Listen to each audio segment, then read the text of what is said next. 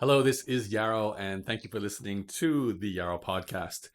So, I've been working on voice AI, as you might know, for a lot of this year. I was experimenting to see what the tools can do.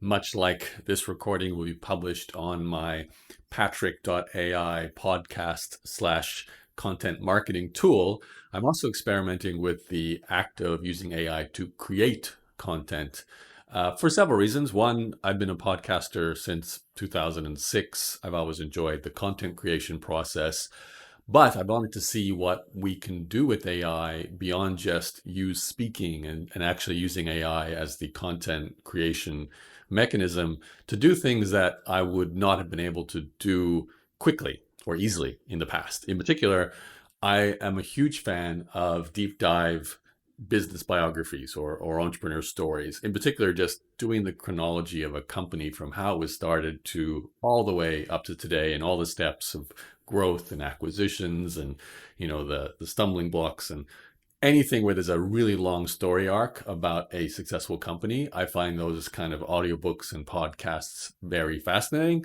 In fact, I think it's a big part of why I became an entrepreneur was as a teenager reading these biographies of entrepreneurs and companies back, before we had the podcast versions, the print versions. So I've always been interested in doing some kind of long form podcast slash YouTube channel focusing on deep dive, long form documentary style company histories. I love listening to shows like Acquired. Those two guys there do a great job, Ben and Adam, already of covering companies, and they're very long, 3, 4, 5 hours. And that's great because you also get the two guys' personality. They do the research. It takes them months to put together one episode.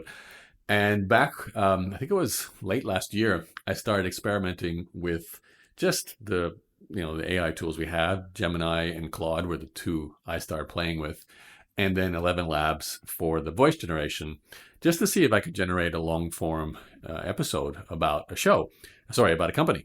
And nothing more than just for the purposes of experimenting and seeing what the quality was, just to listen to the output, create a script basically. Is it entertaining? Is it dynamic in the sense that it's well written, so it could be a good entertaining listen, but also full of facts and numbers and real background stories about people, all the things that I know I look for in myself in a good audiobook or a good podcast or a good bio. And I did the first experiment on, I think it was Sephora was the first company I attempted to do this about. And it was quite good. It helps that, I knew nothing about Sephora, and just hearing how the origin story, what was behind this company and how it got purchased by LVMH, and then what it did after that, and how it continued to grow.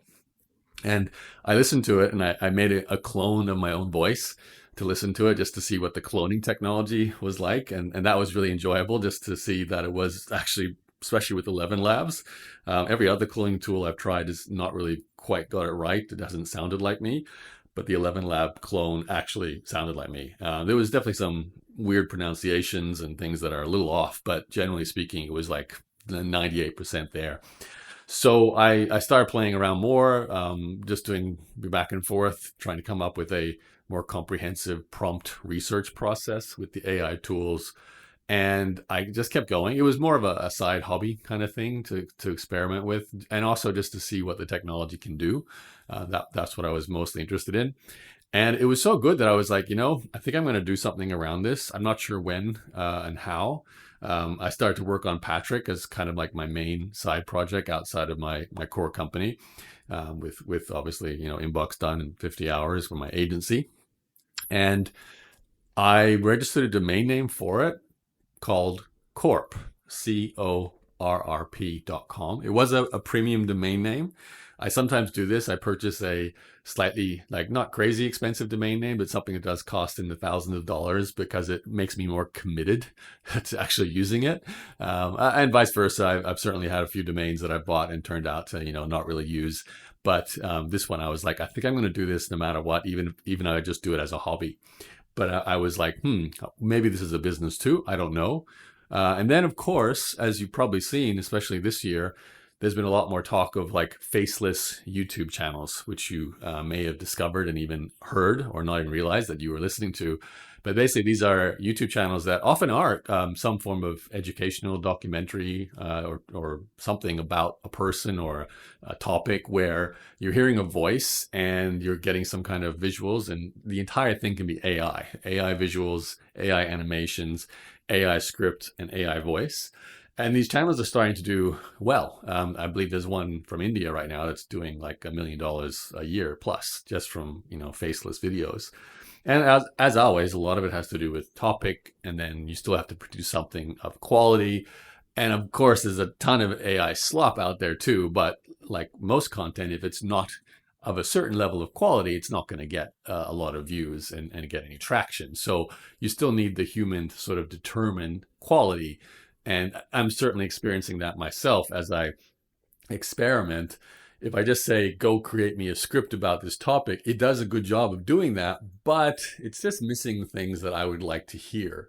And that's what I am starting to do now. I'm actually going through an editing process where I've done this enough times that I've got like this master prompting style guide that I use with Claude currently to generate like a version 1 of a script. Then I listen to it, and then I go back and fill in the gaps and restructure it based on the things that were missing. Often my own curiosity helps to guide me on what I'd like to hear about, more about, in that story.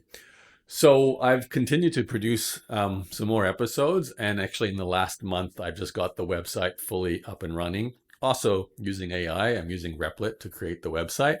And I've just started publishing. It's something that I'm enjoying kind of as a side project, and just want to see, is it something that other people would like?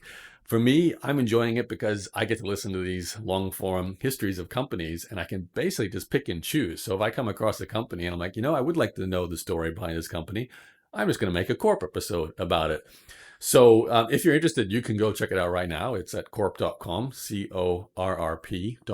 And I call it the first season is already out there. And you can go listen to certainly that Sephora episode, as well as another 11 episodes, 12 in total, that I put together. And I'd love to hear your feedback if you have listened to any of the episodes, if you find it, most importantly, entertaining and, thought provoking. In terms of being an entrepreneur, are you walking away with ideas? I know for me, that's one of the main things. Like I love hearing about the origin story of how they got their customers, what they do to grow. It's quite interesting because I'm the person creating these. I'm really hearing every step of these companies' growth curves and all the things that led to them becoming, multi-billion-dollar companies. And noticing all the differences, a lot of different stories, a lot of different scenarios, different products and services. So it's been really insightful just for me as a learning process about companies as well. So I'm enjoying it. I will talk more about it in future episodes of this podcast. But for now, I'm just going to leave you with that. Let me know if you have a listen to anything over at corp.com. If you like long form historical deep dives about successful companies, I know you will find something of value there. And I'll keep working on it on the side. I'll let you know as I produce more episodes too. I'll probably throw out some highlights of what I'm learning. I was even thinking about Sephora. I might save this for tomorrow's podcast because I did take away even some interesting things just about how Sephora started and how it grew. That might be relevant for anyone starting and growing a business today. But I'll leave that for tomorrow's episode.